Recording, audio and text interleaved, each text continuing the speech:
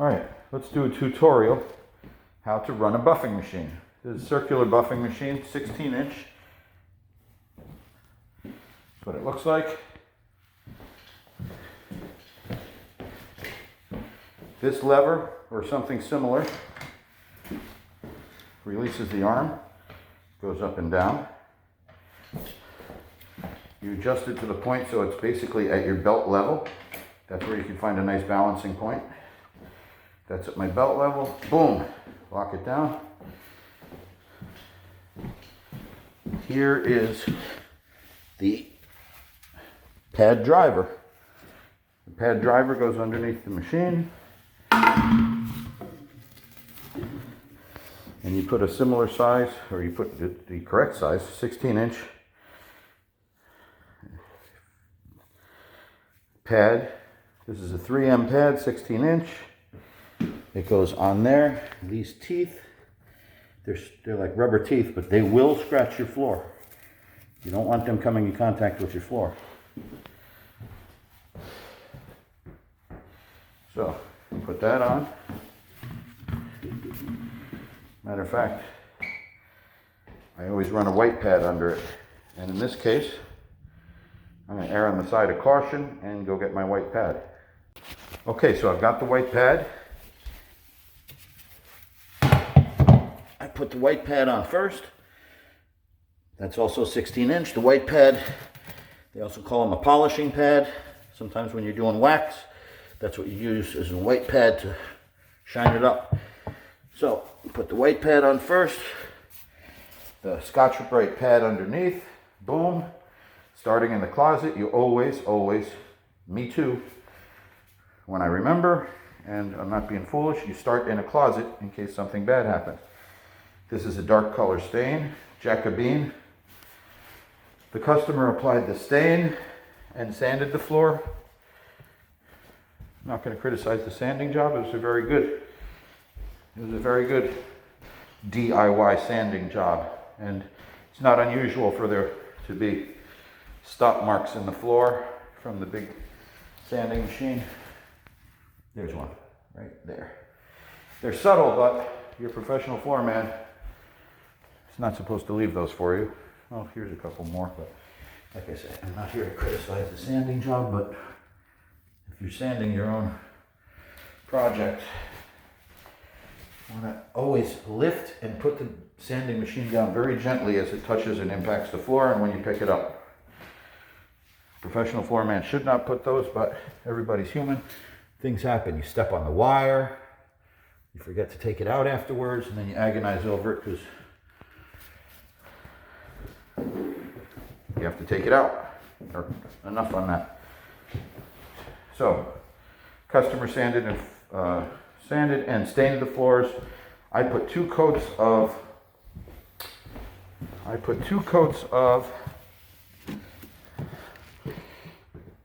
Bona Amber Seal. It's nice to use Amber Seal because it's the darkest of the sealers. It gives a very rich color to dark colors. They have varying colors on this, going all the way down to white for a whitewashed look. If you're going over no stain, you're trying to get your floors a little bit of a whitewash look. Where are we at? Okay, to the buffing machine. So, back to the buffing machine. I set it at my waist level, at my belt level. Once I put it on the pad, I'll probably want to readjust it again because it looks kind of high without that on there. You roll that over it. I put it, there, it's just locked in.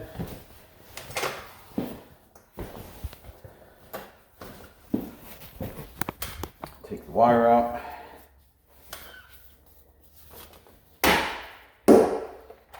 Try not to beat up the customer's house.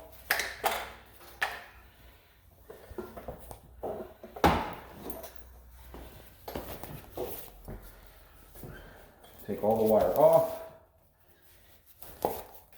because you don't want weight on the handle. It throws your balance off. Now, you don't have to be scared of running a buffing machine because there was a day when I never ran a buffing machine. Eventually you got to try it and use it. I'm going to explain, demystify, possibly, running the buffing machine.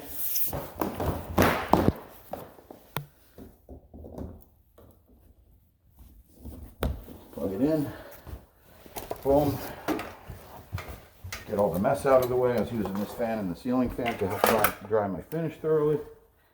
Get that out of the way. Not keen on working with clutter.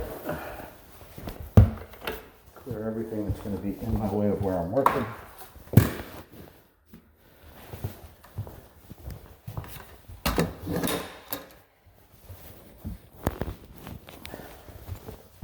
Oh, I guess it's good to mention this. All right, so this is a water-based dark color stain, similar to the floor. I'm using water-based finish. If there's mishaps, imperfections, things you don't like, you can use this to touch up versus the oil-based finish, which takes a while to dry. This dries quickly. You can even incorporate it into the finish a little bit. There's a lot of tweaking you can do to the existing stain to make it look the best it can. All right, let's tame some of this mess of wire. Floormen, we're always dealing with big extension cords in our way. Who knows, someday they might have battery power sanding machines that puts a big giant car battery on it. But anyway, boom, there goes that. I'm wearing a mask, 3M respirator mask. Boom, here I am releasing it again. There it is at the level that I like. Boom.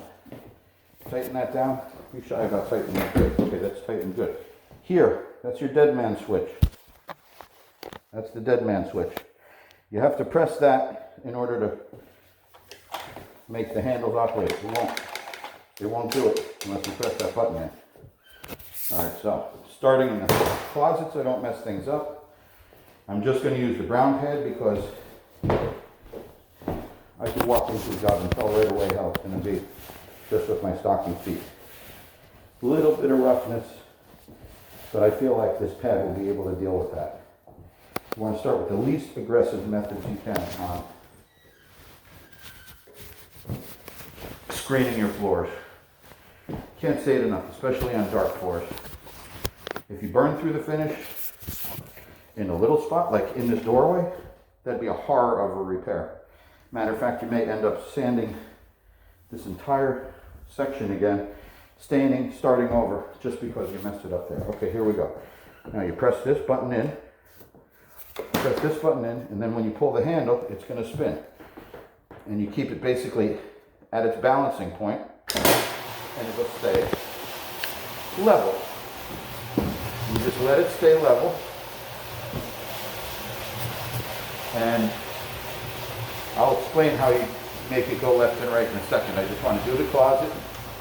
See my test area? Nice. You're getting a nice little white dust. That's exactly what I want. Ideally, you would go around the room. Not ideally. For proper practices, you go around the room and hand sand all of your edges first. All right? So, make sure you hand sand all of your edges first with one of those sanding pads that I had. That being said, here we go now with the buffing machine. So you see how I'm making it move left and right. Left and right, left and right. Very subtle, you can't see how I'm making it do that, but how I'm making it do that is when I lift up, try to keep the wire out from under your feet. When I lift up, the machine spins counterclockwise. You never sit in one area a long time, but this is a very soft pad, so no danger there. So when you lift up, it spins counterclockwise. Therefore, the front of the machine is going to grab more aggressively, and boom, it's going to run to the right. And then you push it down to the left, and it'll run it back left. So you start in an out-of-the-way area and get your feel for this. And when I say an out-of-the-way area, you don't start near sliding glass doors or fireplace, anything precarious you don't want to break.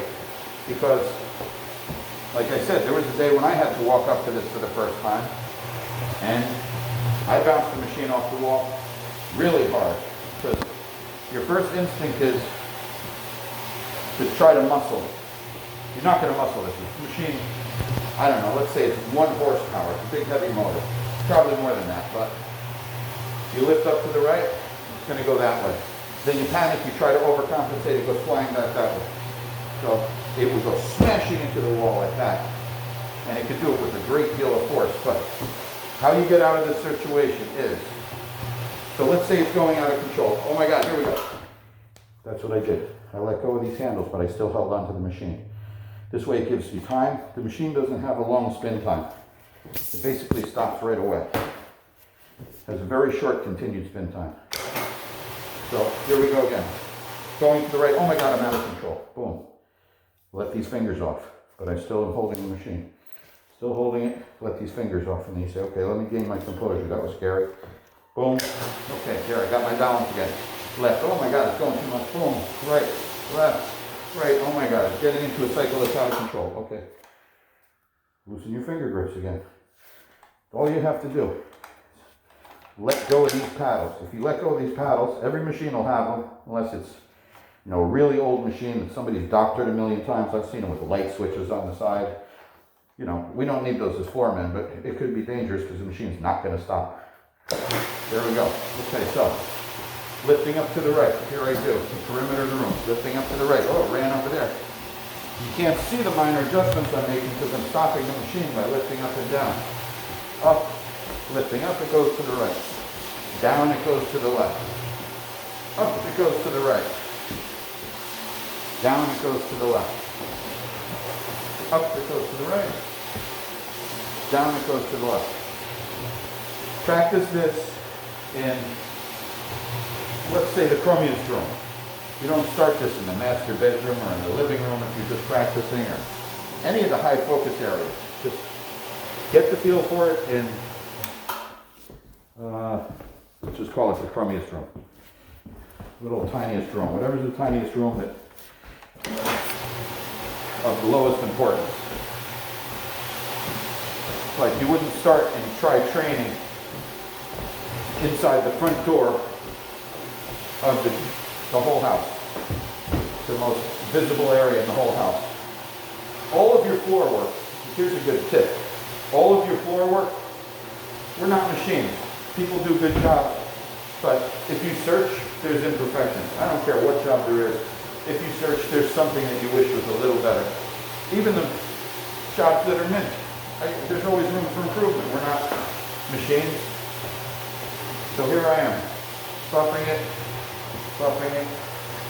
Nice. You see all of that white dust that's getting in the cracks? That's fine. It's going to come out with the vacuum. Get this out of the way. Establish where I want my wire. My wire can go back on the area that I've done already. Press the button in, squeeze the handle. See, I wasn't completely prepared for a second there. And the meat started moving, but you don't have to be afraid of it. There is no mystical secret. It's like, I guess, flying a drone or something like that. You get a drone, you practice with it. You get this thing, you practice with it. Just practice where you can't hurt anything. Beautiful. Then we do a little test. Take off the shoe. Feel the rough spot. Maybe we could even hear the difference. Okay, that's what that sounds like. Doesn't sound much different. Now I got to feel it and determine if I need to put sanding screens on it. Sanding discs. And if I'm going to be honest with myself,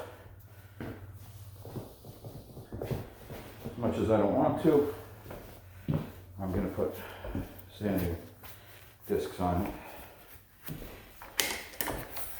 Because unless it's nice and smooth like glass, I'm just not going to be proud. It doesn't take any more effort to run the sanding pads, the sandpaper discs on here. And it only takes me a few moments to sand the room. And being as I just ran this brown pad over it, I didn't take off a lot of material. Now right now, if I wasn't being fussy, this would be sufficient. This would be sufficient. Out of a 1 to 10, how smooth this is right now for putting finish, I'd give it about a 7. Okay? I try to strive for 10 on everything. Without causing damage, you have to balance. You have to balance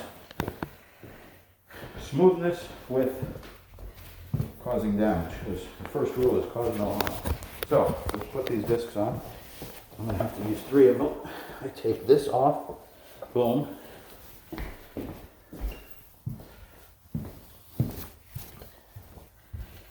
These pads, even though they're used, they're still perfectly fine, and I'm safe using them because I just am. So this runs counterclockwise. And these little creases that are in it, I'm going to put them over there so that they don't fold over. It's going to be running in the way that the machine runs, so I won't have a problem. Besides, I'm going to check this once I get started anyhow. Okay, same thing. We're going to put one here. I'm going to put one here.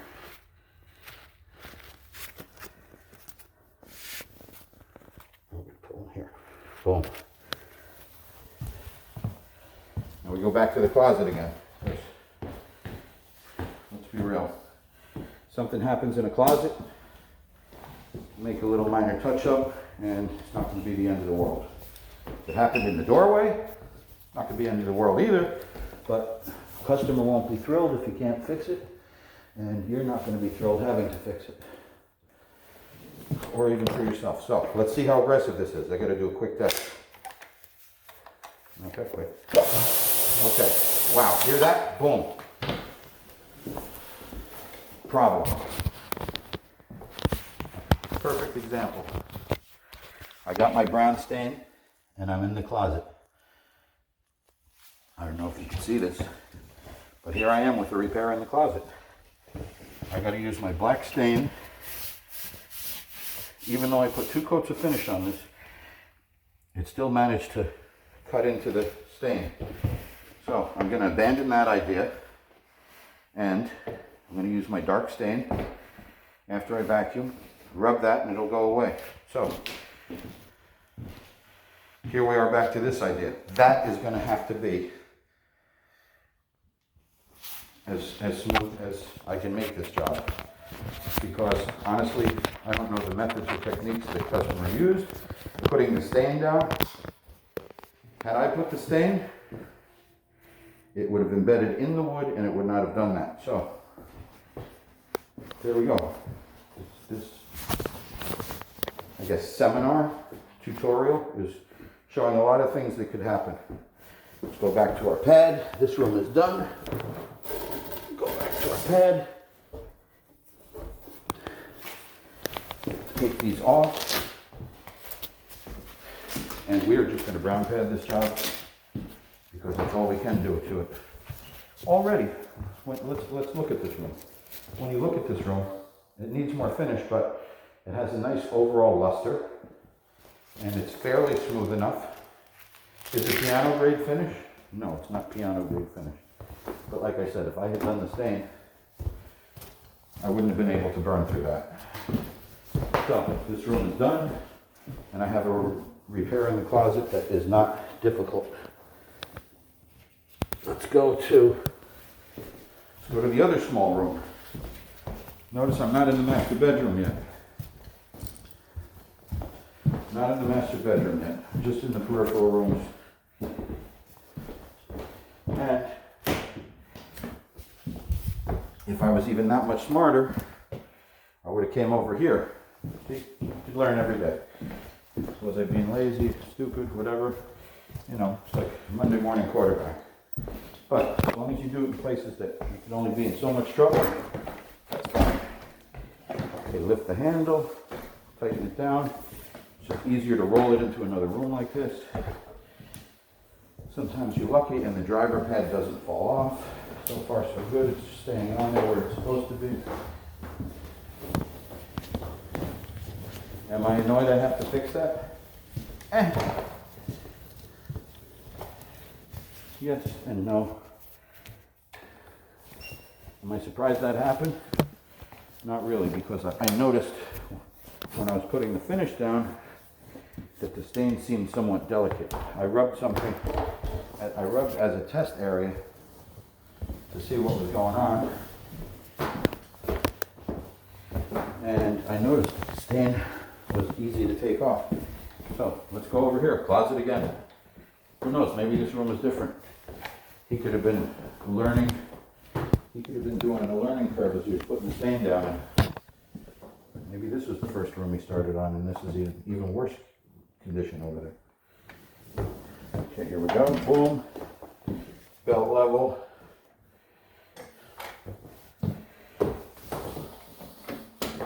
My pad's a little off center. Try to fix it.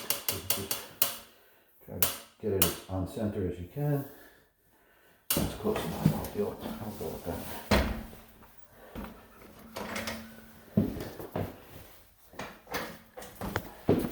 There goes that. Okay. Looks good. Boom. Not going to go crazy into the closet because that's the closet. If I jam the machine in there, it could start bouncing around like crazy because I can't control it as well. All right, back into the room. Nothing bad's happening. Great. So that's what I'm going to do. Down goes left. Up goes right. Down goes left. Up goes right. Okay, close the door. Boom. Boom. All right, here's a good example. You're buffing and you see something like this happen. That's something in the finish. It's like a particle that dried in there. Take my scraper.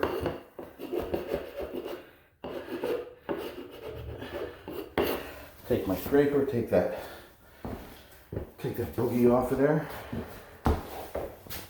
Make sure that doesn't get into my pad while I'm buffing. Oh, I got another one. Going. See one here? Boom. Gone.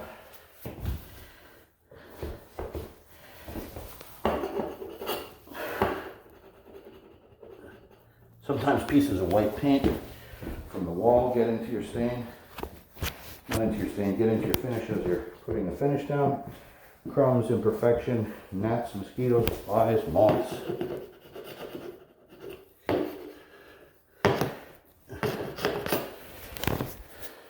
Always with the grain. Whenever you're scraping, sanding, anything, always with the grain, because straight scratch lines with the wood, you really can't see. Scratch lines across the grain, you're going to jump out and scream at you. Here I am.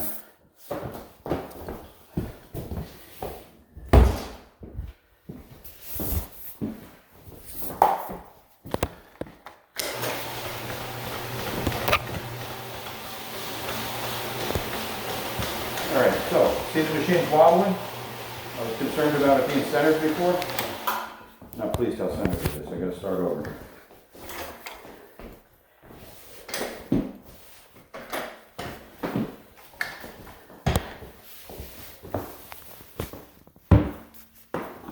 Could I keep running it while it's wobbling like that? Yeah. But why? I got a boogie to fix here anyways.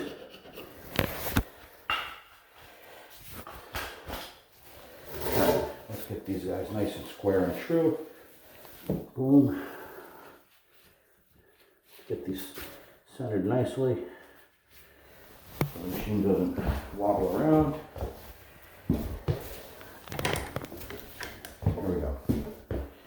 And you carefully set it down on it. You put your foot behind the wheel so it doesn't just roll back at you.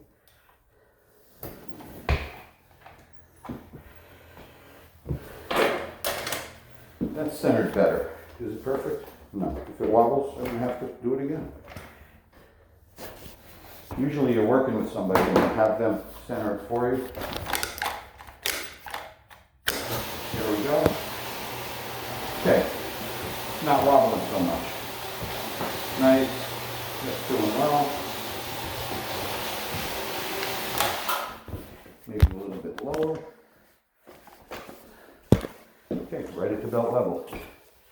All of this is about having the machine so it's at a balance with you. You don't want to be wrestling it up or down. If you have it too high, you're not going to be able to control it. If you have it too low, you're not going to be able to control it.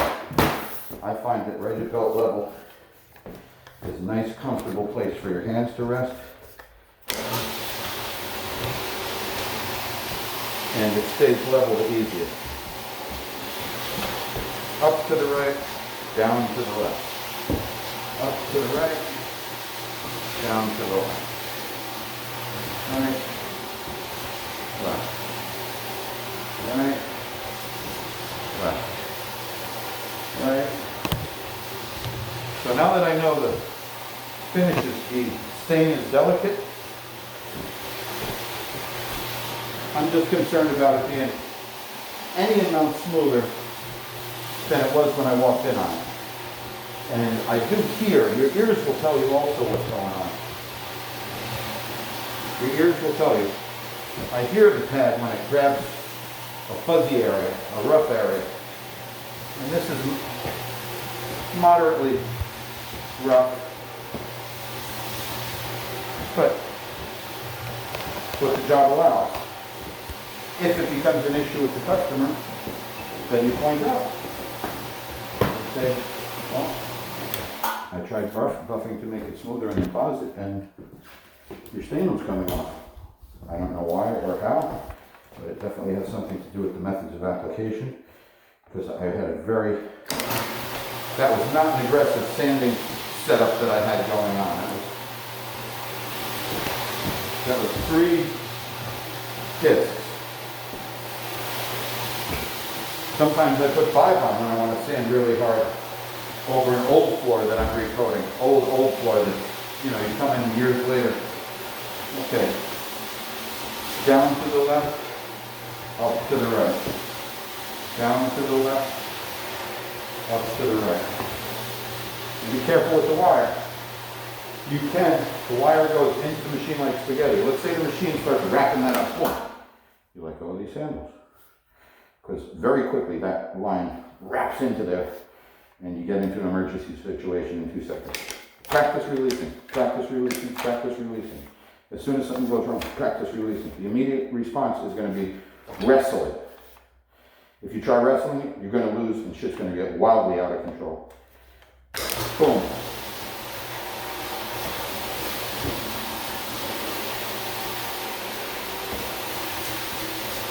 Okay.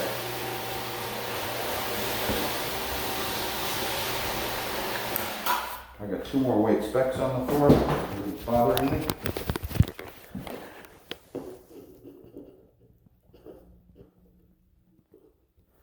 Okay, cause an alarm, that white speck. And this one's in the doorway. So I'm going to be extra careful. Make sure that this does not become a repair. Okay, that's all.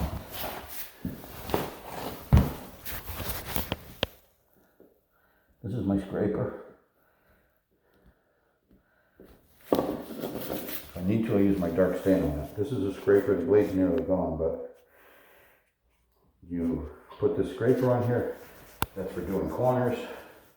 Any place your machines won't get to. You take this, put it down, scrape, scrape, scrape. It takes the paint all the way down to the wood. All right, that's fine.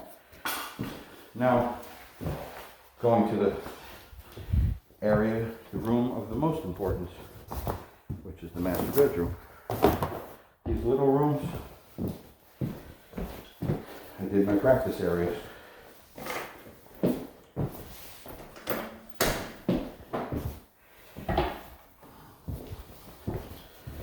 go get the master bedroom now.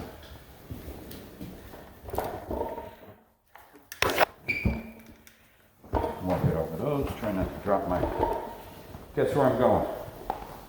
Yep, you got it.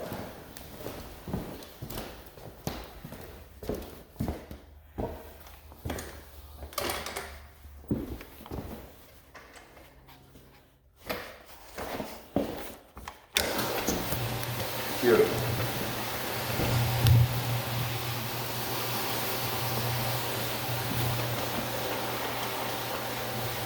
Okay, everything seems all right. Who knows, maybe he started in this room first. This is the practice room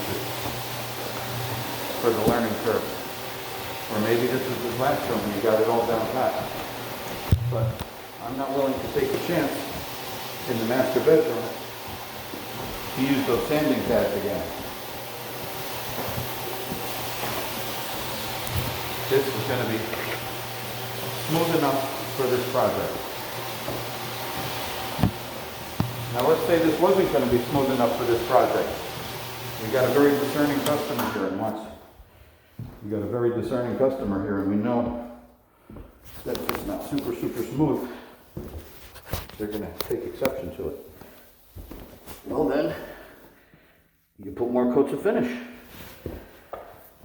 If I didn't want to burn through to the stand, then I'm turning this pad over because it seems like it's almost lost its sanding ability. Okay, well, same thing. Quick test. All right, that seems all right. Should have been in the closet. Boom. Let's get back to the closet. This is grabbing a lot. Let's see. This is like, let's call this grooming the pad. Right now I'm grooming the pad. It's not super fresh and new. I'm grooming it by wearing it into its usable. Okay, there we go. This is behaving nicely. Behaving nicely. The level of my buffer is not good. I know the level of my buffer is not good because I'm struggling with it. I feel it in my forearms. Drop that down a little more.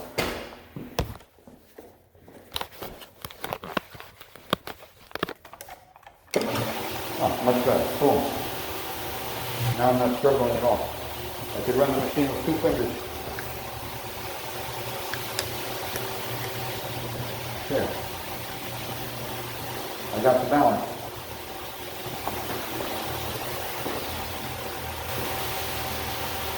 Let's say you get in trouble. Boom. Let go of the triggers. Let go of the tiles. That's it. It's easy to tell you not to try to muscle it because your instincts and the muscle memory is going to take over. You're going to try compensating immediately. No. If it's your first time running a buffing machine, stop. Just release the handles. Practice that, as a matter of fact, before you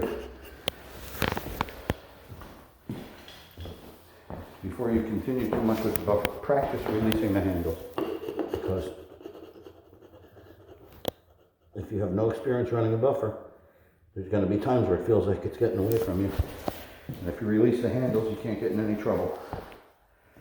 Muscling it, you're going to lose. You're just going to lose. I don't know, unless you're stronger than one horse. Press the button in. Squeeze the paddle.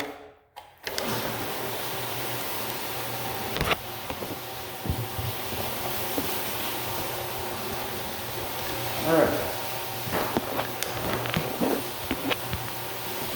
So there's no such thing as an easy aspect of the job. It's all about care and proper methods and taking precautions.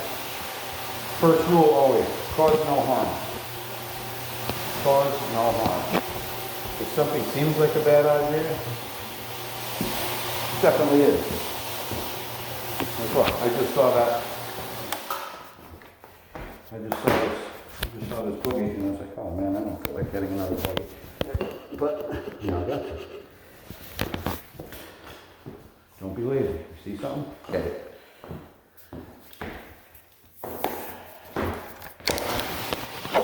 Usually, you know, you're working with somebody and you're like, hey, get that.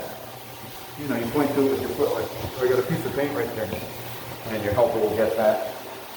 And you're like, oh, I got another one right there. Get that for me.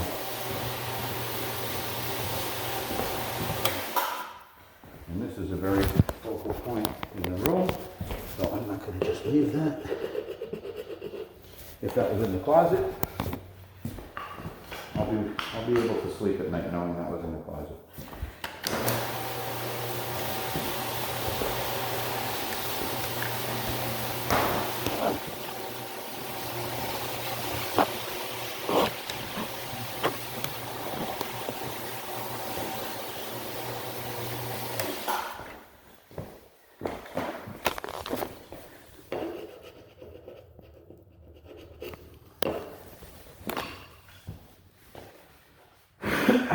Of course, I'm wearing a mask.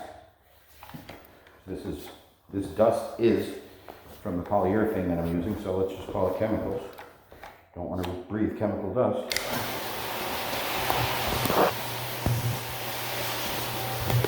I'm sure the Surgeon General does not recommend inhaling dust from sanding product. Like I say, normally you should go around the perimeter.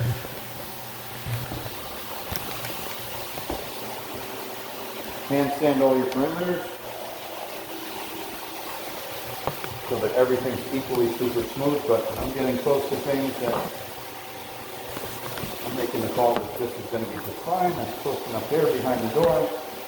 Boom. I'm getting close because to these radiator areas, that's fine. Should you hand sand under the radiators? Yes. Do I feel like it? Am I going to? No. I know it's smooth under there because I vacuumed real well.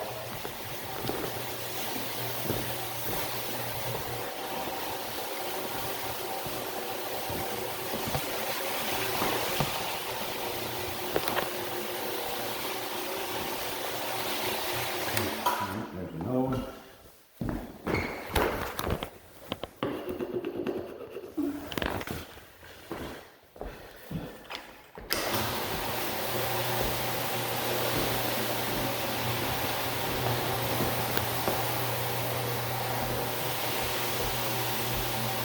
See, when you have dark stain,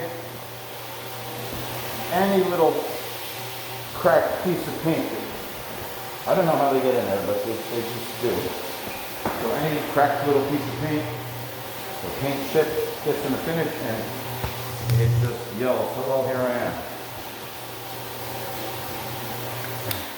Hello, here I am.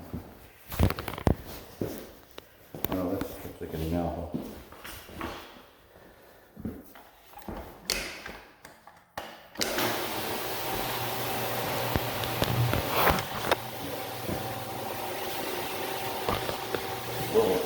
That area, this area over here is very delicate. I almost burned through it there. I don't know why. Like I said, customer did. Don't know why, but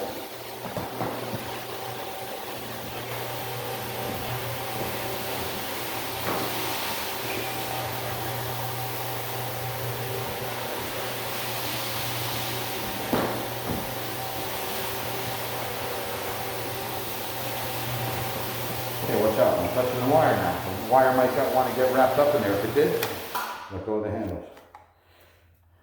My buffing machine has a very tight space between the driver and this machine, so it doesn't easily go in there. But some machines, the driver and the machine are separated, and the wire goes in there and it wraps up hard and fast.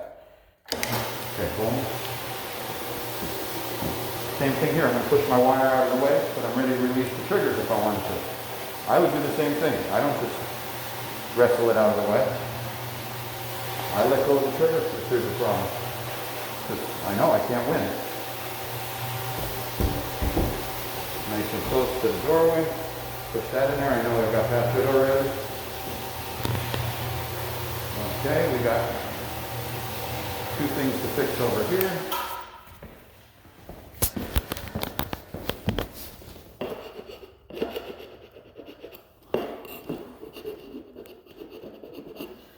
And I got my touch-up stain. If these things that I scraped are noticeable or undesirable, usually when you put finish on them, they're fine.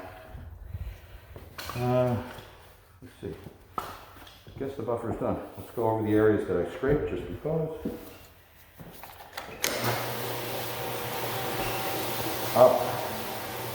Up to the right, down to the left. Oh my gosh. See, that's the area that had a problem. I almost messed around a little bit.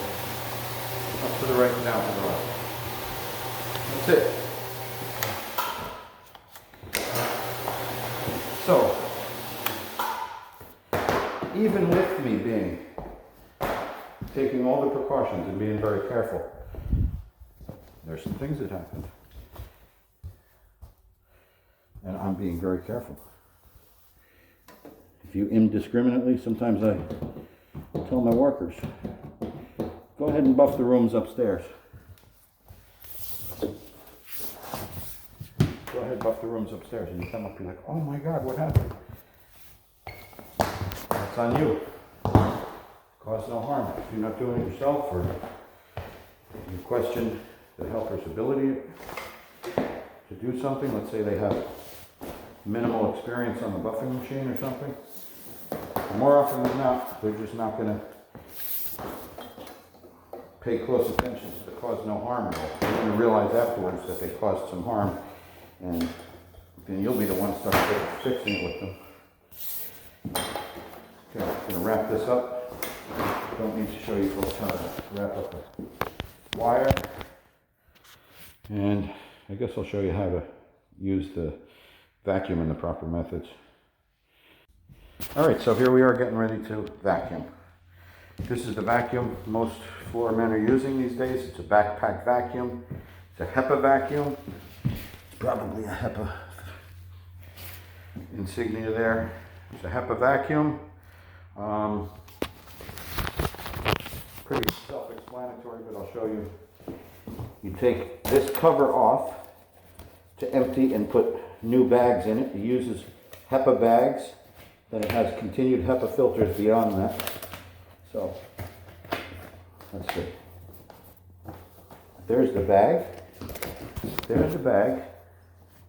And the bag goes inside of another, like, sock type bag. So it's, you got 2 layers between this, just blowing dust everywhere. And then in the bottommost portion of the machine, there's another final redundancy area that keeps even smaller pieces out. Then you put the clips, and it has a rubber gasket and seals it nice and tight. There, that feels good. So put it on your back.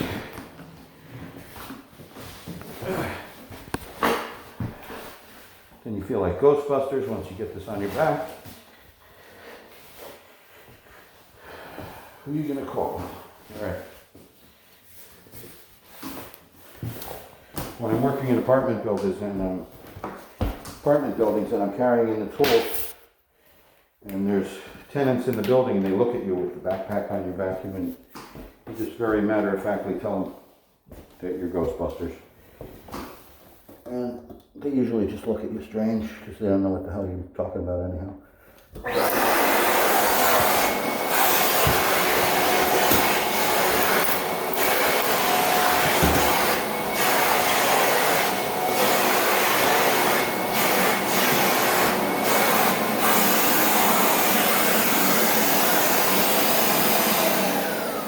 Alright, good. So I started off a little casually cleaning my first beginning area. When you vacuum, it's important. Just about everything you do with floor work is with the grain. I don't know if you can see, but there's dust. Even though I vacuumed this way, there's dust right there on that line. That's not okay. And when you vacuum in this direction, it pulls crud out of there, just like it pulls it out, and then it falls on top of the floor. When you do it like this, which you must, you don't even need to know the reason. Just do it like this because it's right, but there is reasons. So you go like this with the grain. You vacuum always with the grain. It picks up the dirt the most efficiently. Here we go.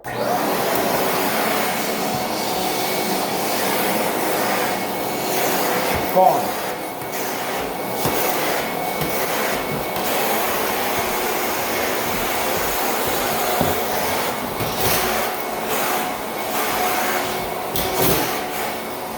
Son of a bitch.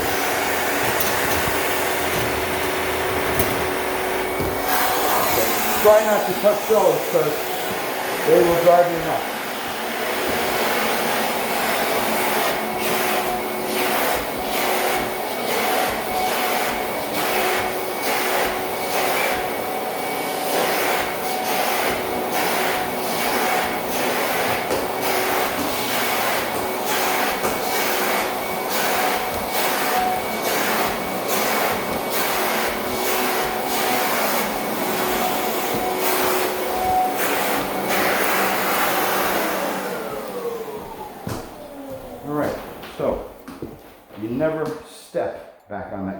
vacuumed.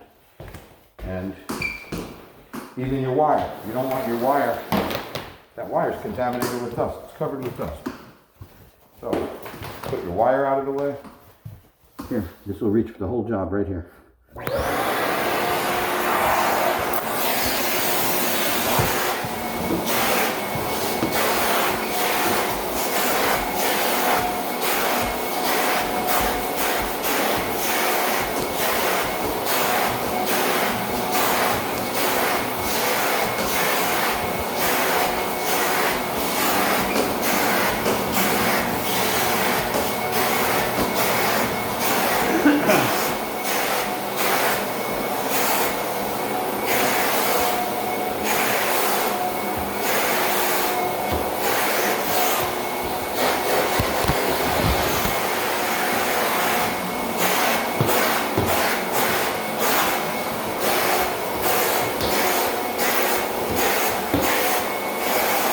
No such thing as too much vacuuming. Matter of fact, sometimes you want to take this off. Not sometimes, all the time. Get your corners. Get your corners. I did my corners really good before my coat, so I know that they're good. But still, get your corners. Listen to that. Right in the corner.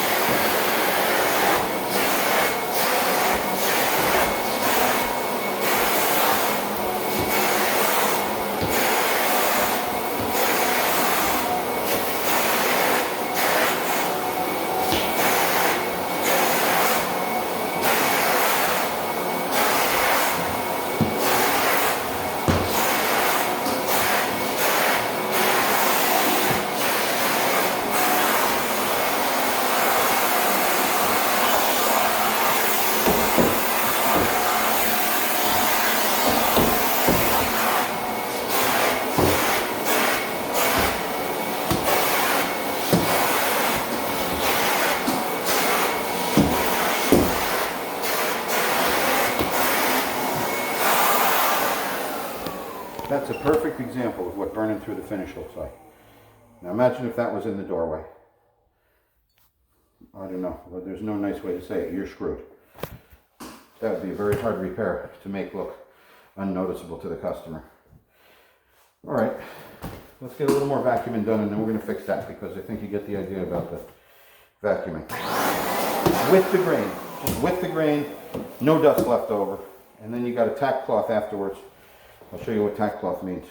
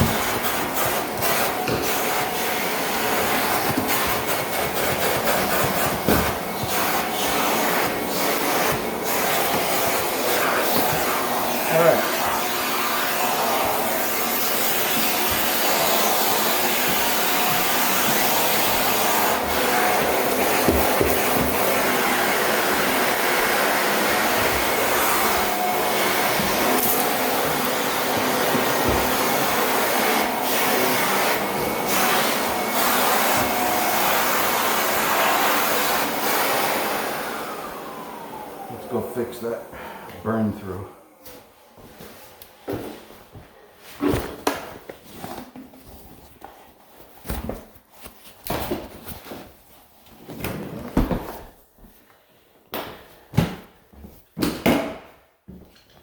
Don't drop things on your floor. You can damage them. Cause no harm. Can't say that enough. All right. So take a rag.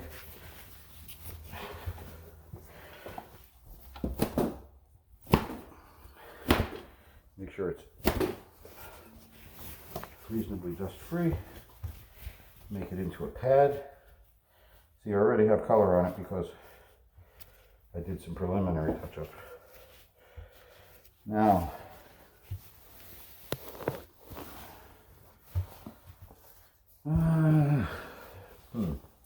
this stain's very strong, so let's wet one corner of this. This is the water that I keep the mops in. It has a little bit of polyurethane and water-based polyurethane. Basically how we keep our mops is in a water bucket until you use it again. So I wet this a little bit. Now let's get over here. See how easy this is to get to the repair.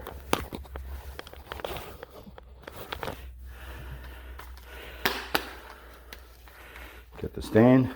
It's a very dark brown, almost call it ebony really, but these floors are so dark that all right, you can't feel where to. This is a water-based stain. It is a very aggressive stain though, so it'll stick to your hands and you'll have a hard time cleaning it, but it's water-based.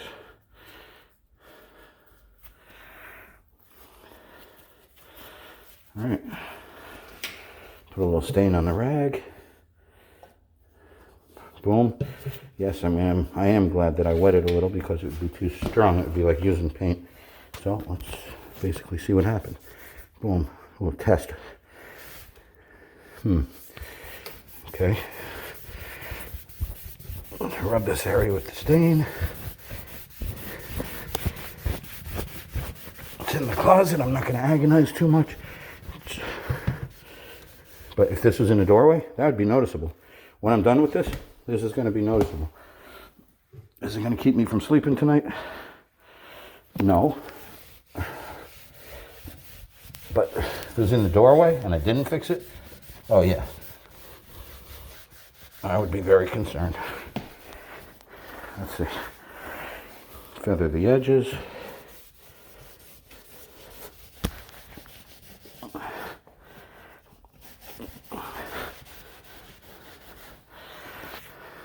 Not bad. Can I do better? Yeah. I see a little bit of light spot in the center still. Let's go like this. Where I see it.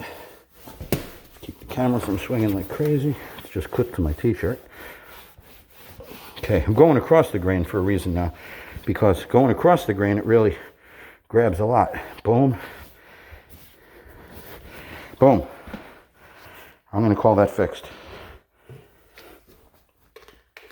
Now, this is going to have time to dry because I got to vacuum those other areas first. Then I'll come back for the finish. Oh yeah, we're fine. If that was in this doorway, might still be fine because, you know, every job is rated by its detail level. The detail level, I try for a great detail level on everything, but take that into account. This house is going to be used probably for rental purposes, maybe Airbnb. Can you get away with a 7 on a detail level? Yeah. Do we want a 10? Yeah. But everything is relative to the price you're getting paid, the detail level of the home. You know, if everything in the house has a piano grade finish, beautiful fittings, super expensive kitchens and bathrooms, well, yeah, you have the responsibility of, number one, pricing it according to the detail level of the property so that you could put the level of care into the project. And if you didn't charge for the level of care in the product, for the product you're giving, well, that's on you too. Because if it's going to take a lot of time to give the customer the detail level that you know they're going to expect, that's on you. If the customer wants the job done real cheap and the house requires a high detail level, don't get involved. Take another job. Don't just do it for cheap and then try rushing it. No, you're going to have to give them that high detail level job for the cheap price, period. Either don't take the job or be prepared to give them a high detail level job and make a very small profit. How does the saying go? You can have good or you can have fast. I think price comes into that also. You could have good or you could have fast, but you can't have them both. That's true. You can't have good and fast usually together. And time is really what all the money costs. The materials are something, but the time that you spent, especially when you have workers and whatnot, it adds up fast.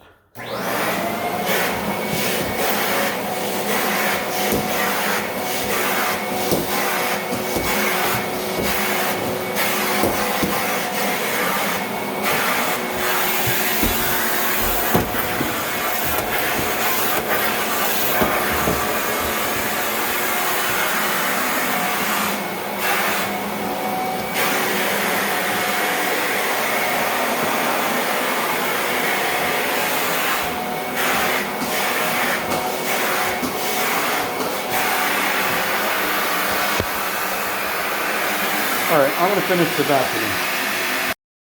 All right, let's do the tack cloth. So, in order to do a tack cloth, you got to start with a clean rag. This has been used on this job. Started brand new. Has no dust in it. I'm going to wet it. I'm going to wet it in the water that I use for the mops. Nothing derogatory in there other than the finish that comes out of the mops when you throw them in there. Wring this out.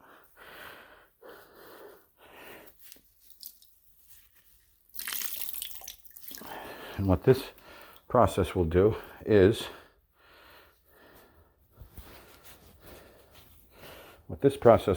pick up any residual dust that the vacuum missed.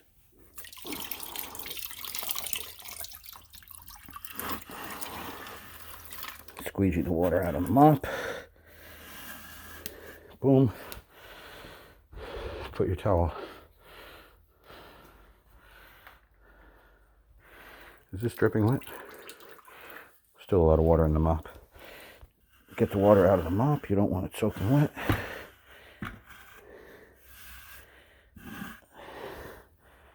Okay, that's better.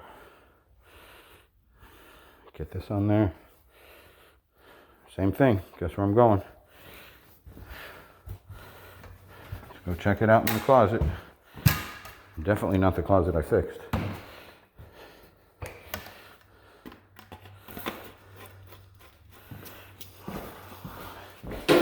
Okay, so come over here, put it on the floor. Basically consider it your mopping. Going like this, picking up the residual dust. Okay, everything seems okay, nothing weird's happening. You never know. Sometimes you start and you're like, why is it doing that? Closer inspection, you find out why. But no, nothing weird's happening. Boom, cleaning the floor. Keep that down there, and then you just up,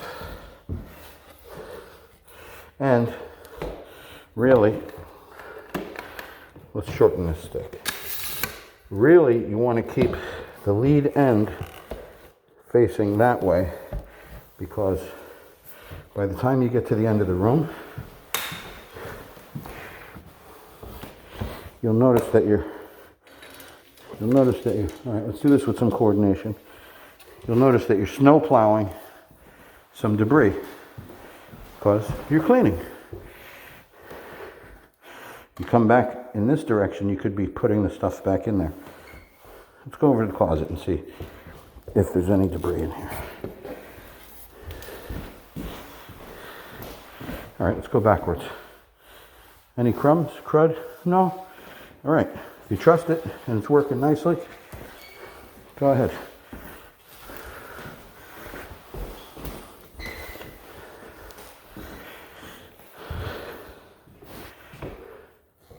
See, I'm making sure that there's no residual dust by tack clothing.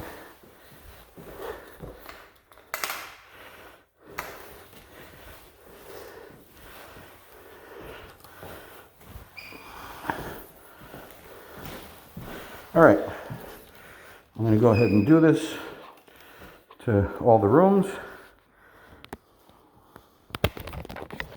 There you go. Oops, almost left you guys out of the applying finish.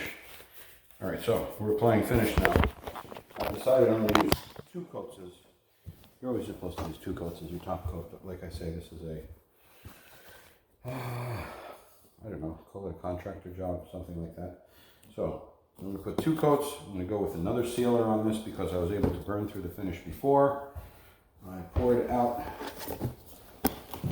Being as I'm going to be using 2 coats of finish, I can paint in this method. Paint means applying the finish.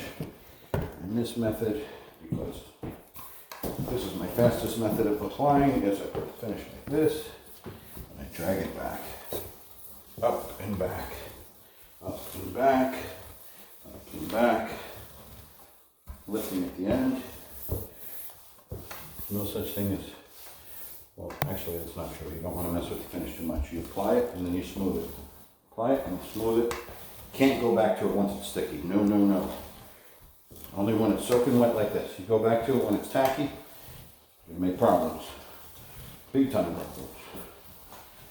You can't leave this sitting on the floor too long either because it melts into the previous finishes and can leave, like if you left that puddle there, you came back 10 minutes from now, it's going to activate the finish below it maybe.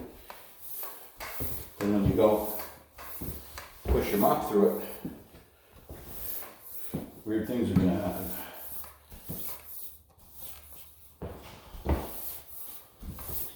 Make sure the halfway mark is feathered in. Go back like this. All right, we're going to get this closet. Squeegee some of the finish over there.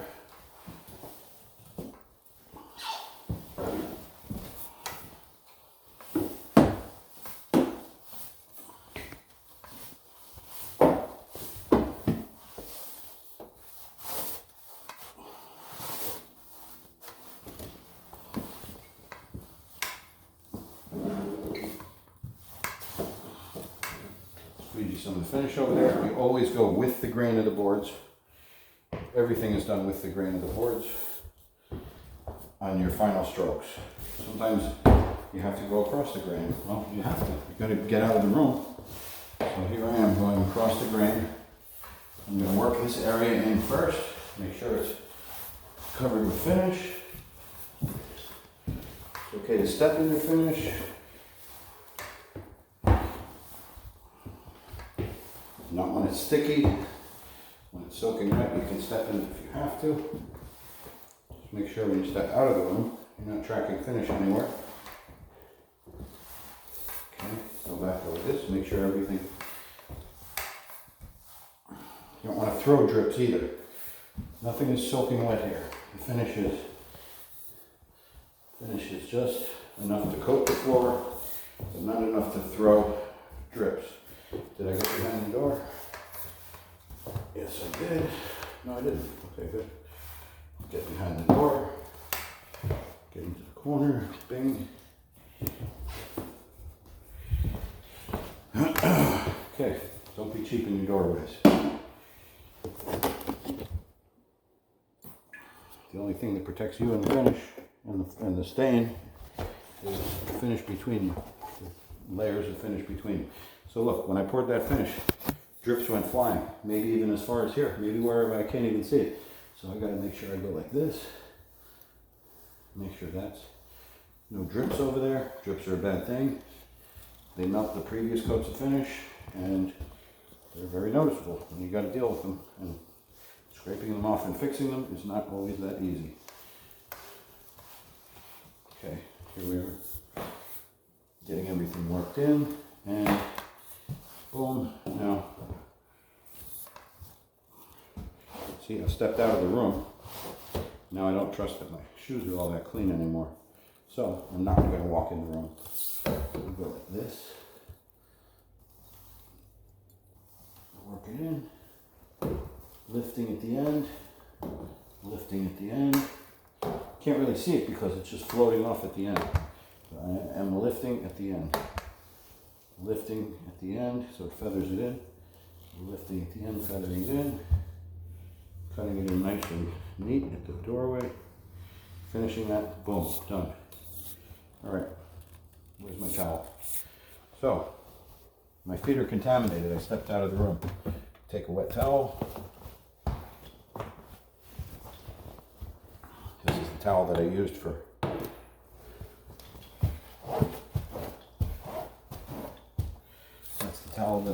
for tack clothing. I like keeping a 5-gallon bucket nearby so I could rest my finish, save my back that much more. Okay. And my shoes, nice. There, ready to do finish. Now, there's where my repair was. Definitely not going to just pour finish onto that because it melted the stain touch-up that I did. Let's go like this. Pour a line of finish. Pour a line of finish, trying not to splash it, especially on the customer's walls. Sometimes, there is a technique to pouring. When you pour, you're always moving backwards so the finish is falling on the floor and not splashing into itself. If I were to pour directly onto that puddle, it's going to splash a lot. So there's a technique to pouring it also. You pour as you're moving away from it to minimize it splashing on itself. It's kind of like falling down evenly versus just splashing on the floor. Okay. Put my gloves on, that got sticky for some reason. Okay, see? That finish is sitting a little bit while on the floor, and I'm not into that. That is sitting for a little while on the floor, so I've got to keep it moving. You don't want your finish sitting on the floor for extended periods of time. Starts melting the finish below it. Not what we want.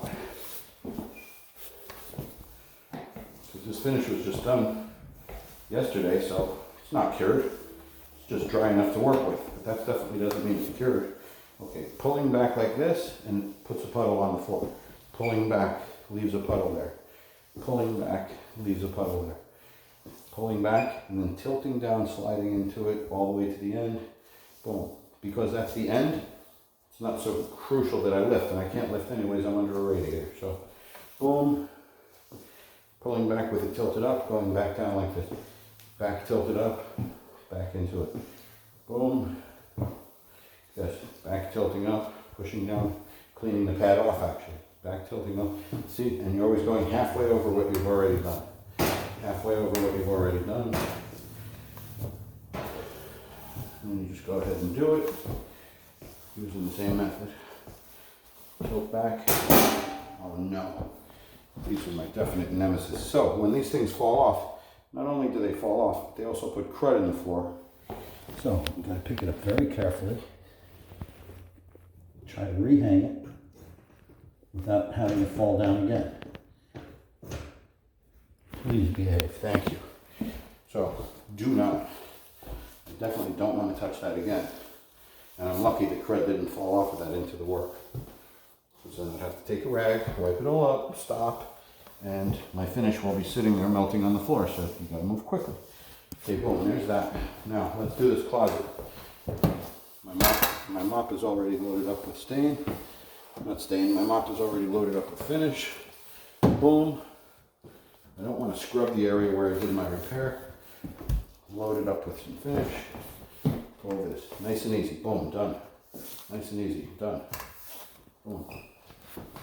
Okay, so there is a telltale sign, very faintly, that I touched this up. It's a little bit lighter right in the center of the repair. Can't really see it on the camera, but I can see it. It's barely there. If I wanted to, and I will when I put my second coat of finish, I'll rub a little bit of the dark water-based stain onto that again to help camouflage it further, and it'll be done. All right, boom. See? See, now I feel the finish, a little bit sticky. Not good, don't like that.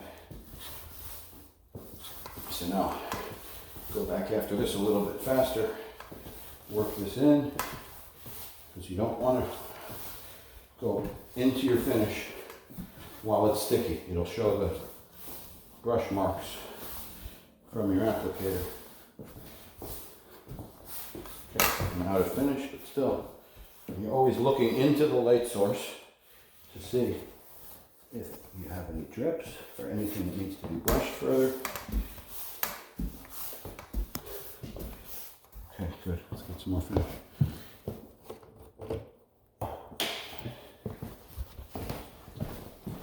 Okay, put a little finish in this area. Boom. Just put enough finish on the floor that you can work with. Load up the mop. Get behind the door. Actually, I can close the door. Okay. So, cover this area completely. Going across the grain.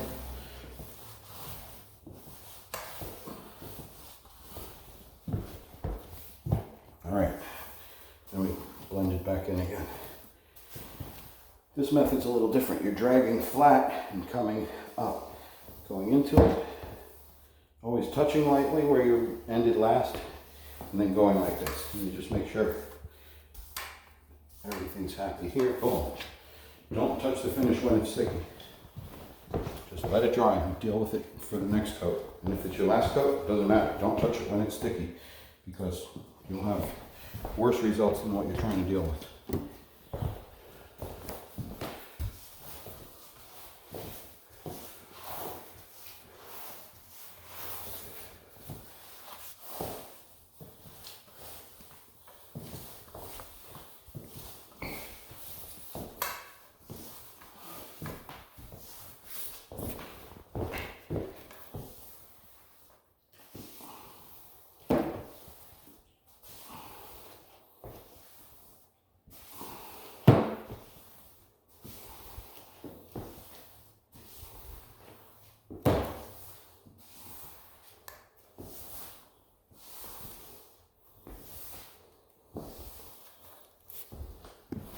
All right, one more finish. Let's get behind the door first.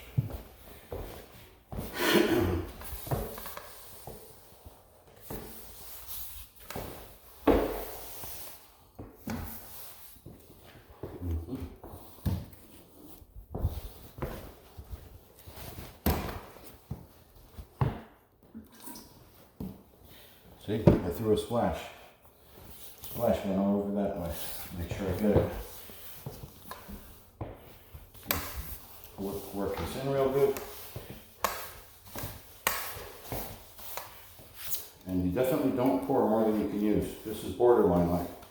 I'm wondering if I can spread this amount of finish that I put out to be the proper amount for the area that I have to finish. And it's a little bit wet, so let's see, I'm gonna work it in first. I think it'll be all right.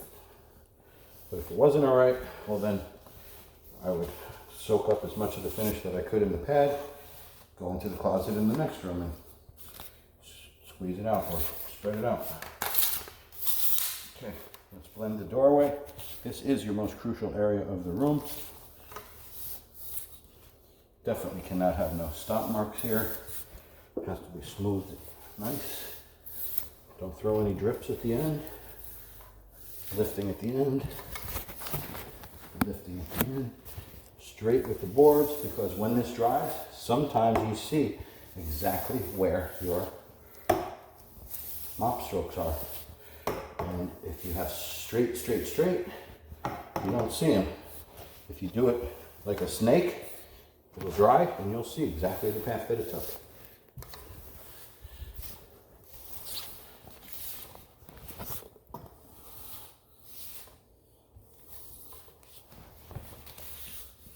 All right, I'm having a hard time reaching over here. You can go whatever's necessary to make the mop work in that direction, diagonally, but it's still, even though the mop is diagonal, I'm still going straight with the boards. And then over here, I can control it easier to finish and feather out where I landed. Done. Okay.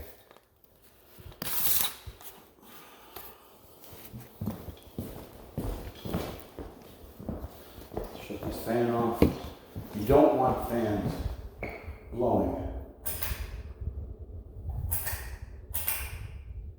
while you're working your finish.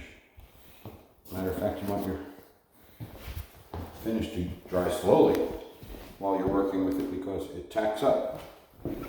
And we don't like finish that's sticky.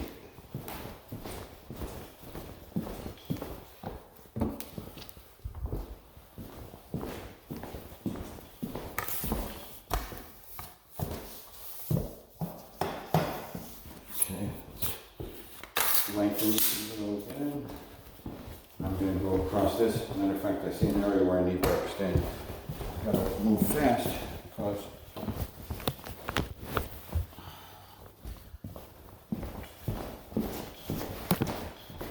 here's a light spot.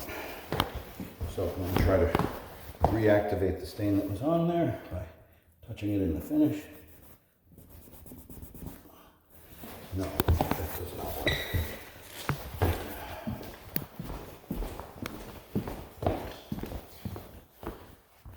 The wood is not porous at this point. Finish on it, so that white spot I'm going to have to actually fix after I do.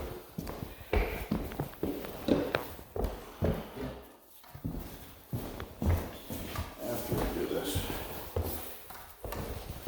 I'm going to actually color it, put the colorant into the top of the wet finish, and it'll dry covering it.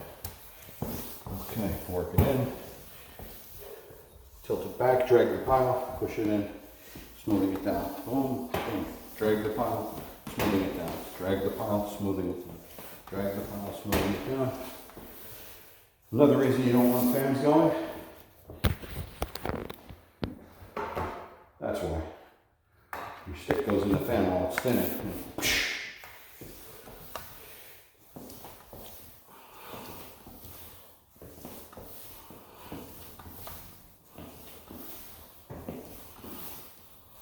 Workers will want to leave the fan on while they're working because it's hot.